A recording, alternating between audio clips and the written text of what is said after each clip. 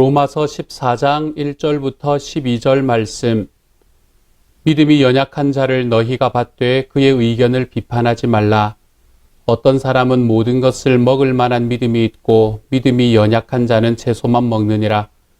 먹는 자는 먹지 않는 자를 업신여기지 말고 먹지 아니하는 자는 먹는 자를 비판하지 말라. 이는 하나님이 그를 받으셨음이라.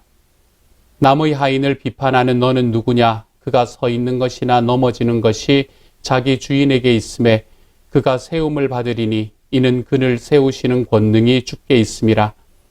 어떤 사람은 이 날을 저 날보다 낮게 여기고 어떤 사람은 모든 날을 같게 여기나니 각각 자기 마음으로 확정할지니라. 나를 중히 여기는 자도 주를 위하여 중히 여기고 먹는 자도 주를 위하여 먹으니 이는 하나님께 감사하며 먹지 않는 자도 주를 위하여 먹지 아니하며 하나님께 감사하느니라. 우리 중에 누구든지 자기를 위하여 사는 자가 없고 자기를 위하여 죽는 자도 없도다. 우리가 살아도 주를 위하여 살고 죽어도 주를 위하여 죽나니 그러므로 사나 죽으나 우리가 주의 것이로다. 이를 위하여 그리스도께서 죽었다가 다시 살아나셨으니 곧 죽은 자와 산 자의 주가 되려 하심이라. 내가 어찌하여 내 형제를 비판하느냐? 어찌하여 내 형제를 업신여기느냐? 우리가 다 하나님의 심판대 앞에 서리라. 기록되었으되 주께서 이르시되 내가 살았노니 모든 무릎이 내게 꿇을 것이요 모든 혀가 하나님께 자백하리라 하였느니라. 그러므로 우리 각 사람이 자기 일을 하나님께 직고하리라. 아멘. 오늘 우리가 함께 읽은 로마서 14장의 말씀은 어제의 말씀에서 사랑은 율법의 완성이다 라고 이야기하는 이 결론을 내린 후에 우리에게 주어지는 말씀입니다.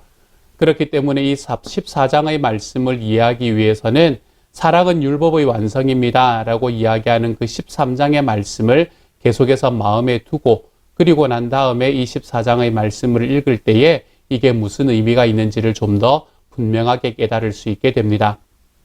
먼저 1절은 이렇게 이야기합니다.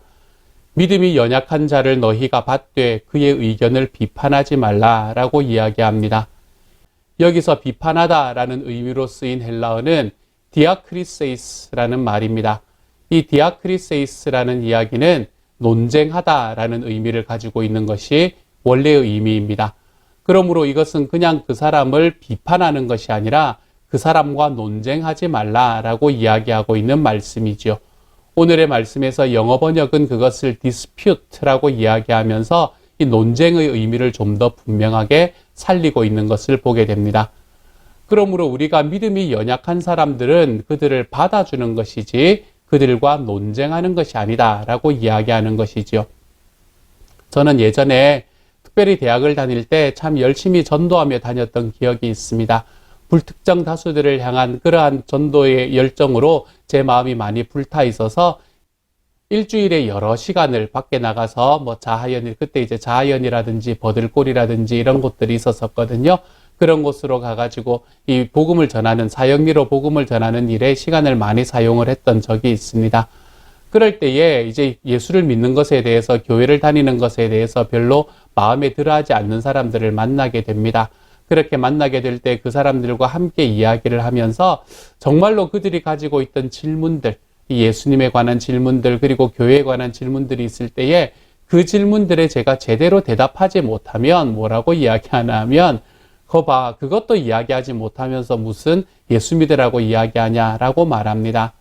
제가 만약에 굉장히 드문 경우였지만 그분들이 가지고 있던 그 질문들에 제가 정말 최선을 다해서 대답을 해주고 그리고 그것이 해결되는, 나중에 별로 할 말이 없어지는, 그분이 저에게 질문을 했던 분이 별로 할 말이 없어지는 때가 생기지 않습니까? 그렇게 되면 내가 이런 질문을 했는데 그런 질문에 대해서 이렇게 끝까지 대답을 해준 거라면 그러면 내가 예수를 믿겠습니다 라고 이야기하지를 않았습니다. 그런 분들은 뭐라고 이야기했나 하면 거 봐, 교회 다니는 사람들은 말을 잘한다더니 그게 사실이네 이러고 돌아서더라고요. 제가 가만히 바라보면 우리가 예수님을 알게 되고 예수님을 믿게 되는 과정 속에서 우리가 사람을 변화시키는 길은 그 사람과 논쟁에서 이기는 것이 아니라는 것을 그때 얼마나 많이 깨달았는지 모릅니다.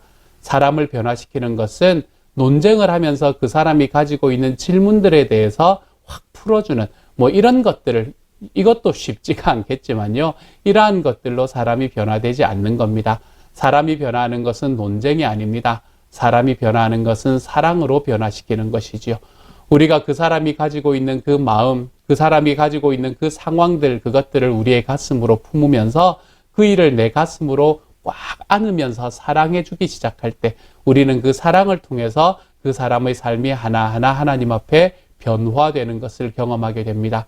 우리가 어릴 때부터 들어왔던 우화 중에서 뭐 바람과 그리고 태양 뭐 이런 이야기들을 굳이 하지 않더라도 그 사람의 삶을 벗기는 것, 그 사람의 삶의 거풀을 벗겨내고 정말 힘들고 어려운 과정 속에서 사람이 변화하게 되는 과정은 그냥 강하게 부는 바람이 아니라, 다시 이야기해서 그 사람과의 논쟁에서 내가 어떤 승리하는 그런 것이 아니라 그 사람을 따뜻하게 만들어주는 사랑, 그 사람을 품고 끝까지 버텨내주는, 함께 버텨내주는 사랑에서 우리는 사람을 변화시키는 삶의 능력을 가질 수 있게 된다는 거예요. 그래서 오늘의 말씀은 무엇을 먼저 이야기하나 하면, 믿음이 약한 사람이 있으면 그 사람과 논쟁해서 이기려고 하지 마라. 그래서 오늘 말씀은 믿음이 연약한 자를 너희가 받아라. 사랑으로 받는다는 이야기죠. 사랑으로 받고 안아주지 그의 의견을 비판하고 그들과 논쟁하면서 걸어가려고 하지 마라. 이렇게 이야기를 하고 있는 것이 오늘 1절의 말씀이 되는 거예요.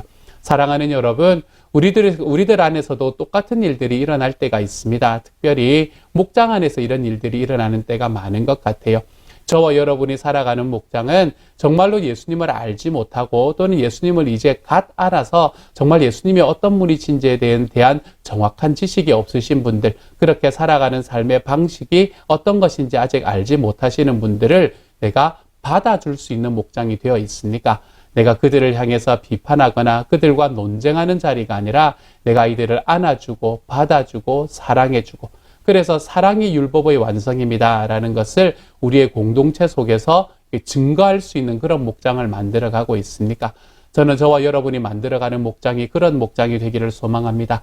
사람을 받아주는 목장, 그리고 정말로 그 안에서 사랑이 율법의 완성이라고 이야기를 하기 때문에 내가 사랑으로 그 사람들이 변화되어가는 목장, 저는 저와 여러분이 그러한 목장과 교회를 만들어갈 수 있는 하나님의 사람들이 되어가기를 주님의 이름으로 소망합니다.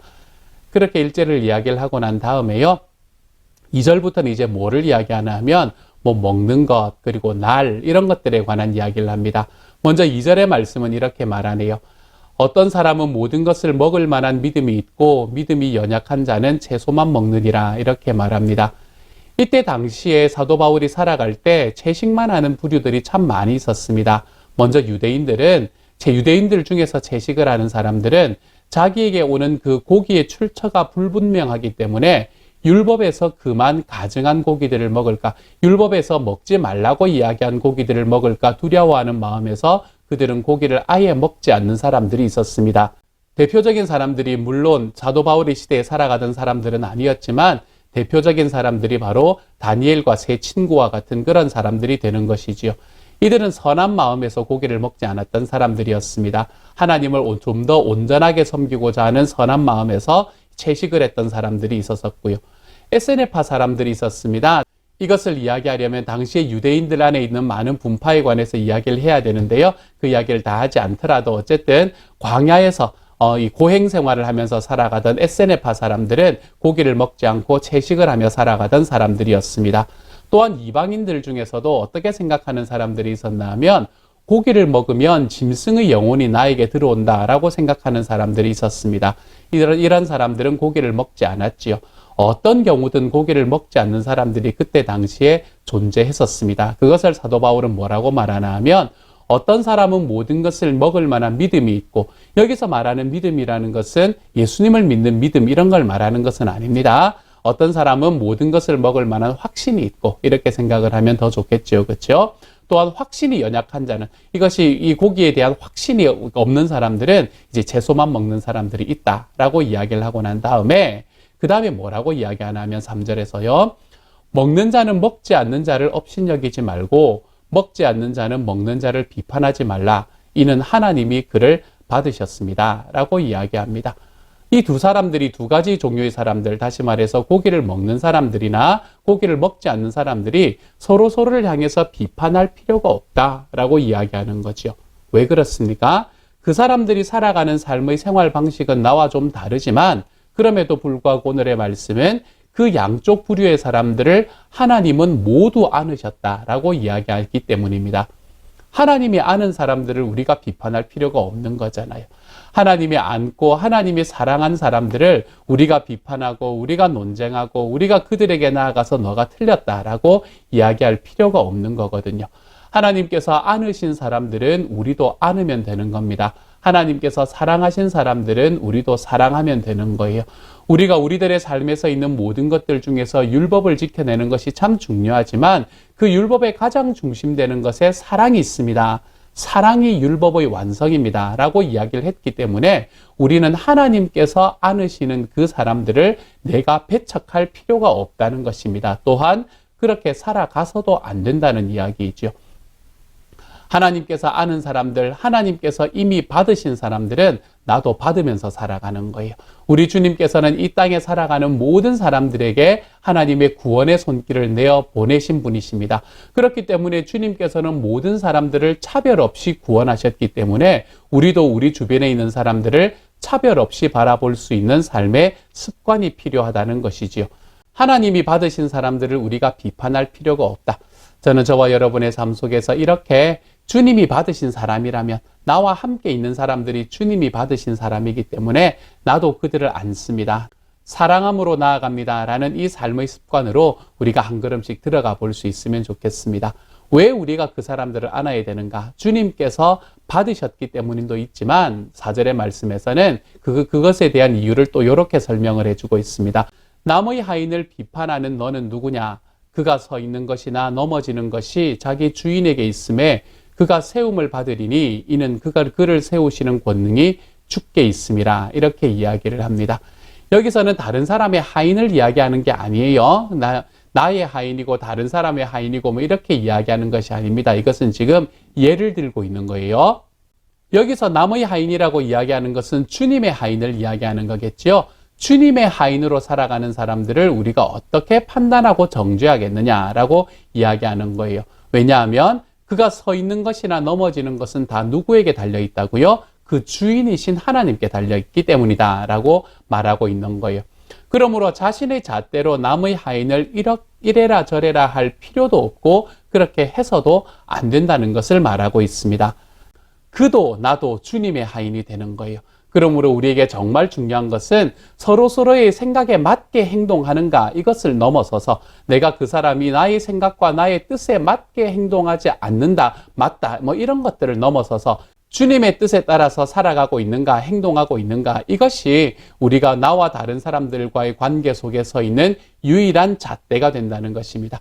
그러므로 사랑하는 여러분, 내가 나의 뜻으로 나의 방식으로 다른 사람들을 판단하는 자리에 서 있는 사람이 되지 않기를 소망합니다. 다시 기억하십시오. 사랑은 율법의 완성입니다.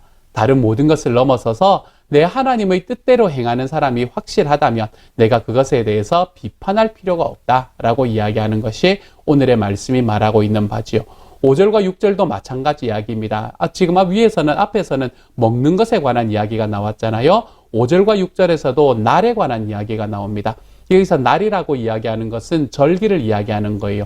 유대인들은 절기를 지키는 사람들이었잖아요. 그렇죠? 그래서 어떤 사람은 이 절기가 중요하고 어떤 사람은 저 절기가 중요하다라고 이야기하는데 그것 가지고 싸울 필요 없다는 거예요. 그것 가지고 서로 간에 비판하고 판단할 필요가 없다는 거예요. 왜 우리는 그러면 판단하지 않는 삶을 살아갈 수 있게 되는가? 그것에 관한 이야기를 이렇게 이야기합니다. 각각 자기 마음으로 확정할지니라 이렇게 말합니다. 5절이잖아요. 그렇죠? 이 말씀은 언뜻 보면 그러면 자기 마음대로 해도 되는 거겠구나 라고 생각을 하게 만드는 말씀인 것 같습니다. 하지만 이 말씀을 좀 더 정확하게 해석해 보면 이렇게 해석하는 게 맞습니다.